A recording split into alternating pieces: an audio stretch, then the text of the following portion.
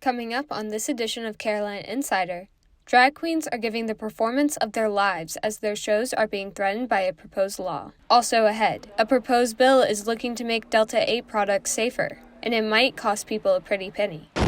But first, as the Israel-Hamas war continues, USC students say what the war means to them. I don't like seeing, innocents die like that. Carolina Insider starts now.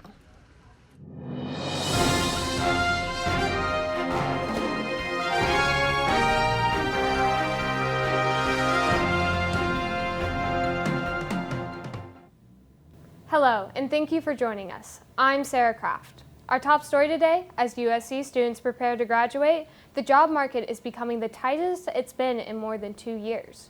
According to the Washington Post, there were only 600,000 fewer jobs available in October than the month before. As we told you last week, unemployment rates for college grads are on the rise. The latest unemployment rate for recent graduates is now 4.4%. That's higher than the overall U.S. unemployment rate and double the rate for all workers with a college degree. Experts say workers without a degree are in higher demand at the moment. U.S. opinions on the Israel-Hamas war are changing among younger Americans. According to a November study by Quinnipiac University, 52% of voters between 18 to 34 years old now say they sympathize with Palestine, and 29% say they support Israel. This is a significant change compared to a poll in October, when voters were more likely to side with Israel. We went out this week to see how some USC students feel about the ongoing war. We are killing a mass number of Palestinians for no legitimate reason. The initial attack, I condemn that, obviously.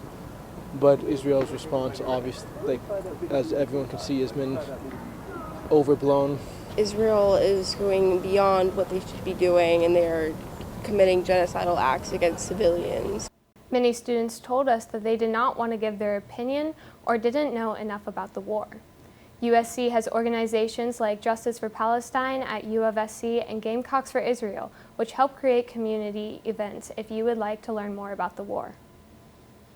Turning now to the state news, a House lawmaker has filed a bill to increase regulations on Delta 8 products. The bill proposes about 5% sales tax on them. If passed, the bill will require producers and retailers to get a license from the state that would cost businesses around $250 in addition to other business licenses. All hemp-derived products produced and sold will also be subjected to toxins and pesticide testing. A Spartanburg representative hopes the bill will prevent children's access and make the product safer. Lobbyists are also confident in the bill's ability to protect consumers. I think consumers would honestly still come in and still support businesses because it is safer to get regulated products than to get anything off the street. As of now, there are no specific regulations for hemp-derived products in the Palmetto State. State lawmakers will consider the bill in January when they are back in session. Another bill is being proposed that would affect drag shows in South Carolina. Carolina Insider's Elizabeth Martinez explores what it would mean for local queens. Drag entertainment can be found just about anywhere, from libraries to bars. Just to know that I can touch people by just performing, it means the world to me. It keeps me going. And longtime drag performer Paris LaFerris is worried proposed legislation will push businesses to stop hosting performances. You have to stop and think about so many people. If this is their income, what's going to happen? This fear comes after the South Carolina House of Representatives introduced a bill titled the Defense of Children's Innocence Act in early 2023. The bill designates any business that hosts drag performances as sexually oriented, limiting a business's access to state funding and ability to serve minors. But those who drafted the bill say it's an effort to protect children from the contents of drag shows. The only way you're making it illegal is when you involve children in the activity. But performers don't see it that way.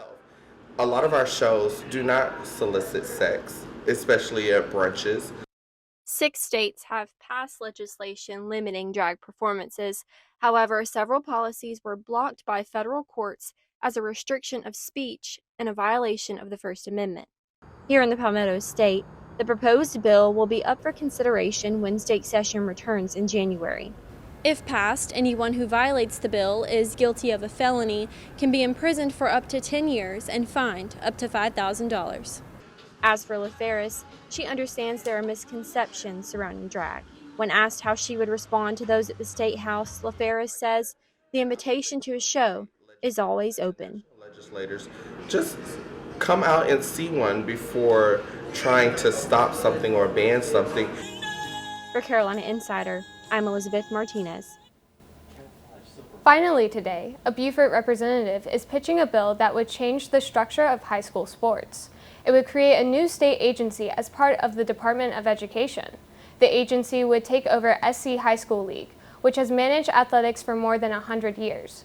The bill has been drafted in response to the SCHSL's adoption of a new out-of-zone multiplier, which allowed schools to count students who lived out of zone as 3 students. The move is expected to raise some schools up in athletic classification.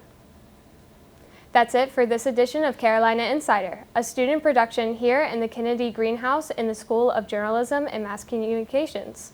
Thank you for joining us. A new crew will be back here next semester. Have a great break, Gamecocks.